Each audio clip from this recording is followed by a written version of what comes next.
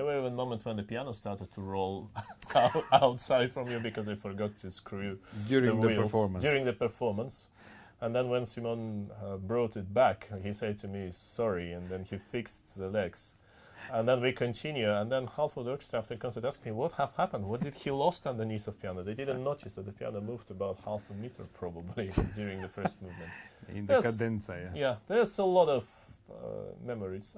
They all fun, they all treasures. I can't remember how we met, to be honest. That was so many years ago that it's really difficult to say. I will tell you. Okay, fantastic. March 2007, Liverpool. All right, 11 years. Yeah, exactly.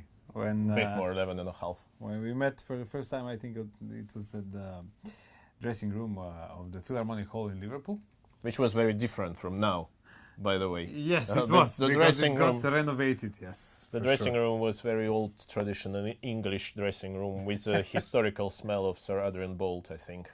Yeah, something like that. Now there is a different smell. More pleasant, I guess. More modern, and now... How was that smell? It's very difficult to describe. You have to go there and witness that, otherwise it's impossible. It still exists in Philharmonic pub, I think. We played 2 concertos in one evening, actually. Rachmaninoff 1 and Paganini Rhapsody. That was our first encounter with Maestro Petrenko, and it proved to be actually... Not the last one. Not a bad one, so we continued in the years that followed.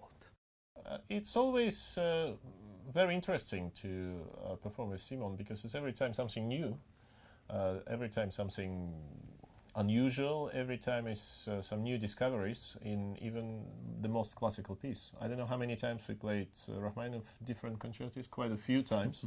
And every time there's some new depths, there's some new angles, new aspects discovered. And to me, it is great quality, apart from many other great qualities, that it is possible to go further into the piece and always try to find and try to discover something new in the piece.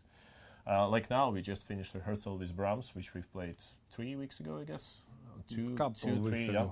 2 weeks. But now, after this interview, we'll go and discuss some new thoughts and new bits about the Brahms concerto. Yeah, and exactly, this is also one of the characteristics and qualities of Vasily, of being constantly eager to find, so to speak, refreshment in the pieces that he does not only in the concertos, for example, with me, but in general in the orchestral pieces as well. And this is what I really respect deeply. So I guess it's also a fact that we share some personality similarities. Excuse me? What kind of similarities? I think it's a view on life as containing a lot of work, a lot of hard work, a lot of concerts, but not only that. There's also the other aspects of life, and life is much richer than only rehearsals and concerts. So it's to go out, it's to enjoy the places we are together, it's to see what are the local mentalities, see the characters, sometimes talk to musicians in the orchestra, mingle with them, see what's the culture around. Because if you are just in your cage with rehearsals and concerts only, that's a very spooky life, actually, I think. And very limited expression during the performance, basically.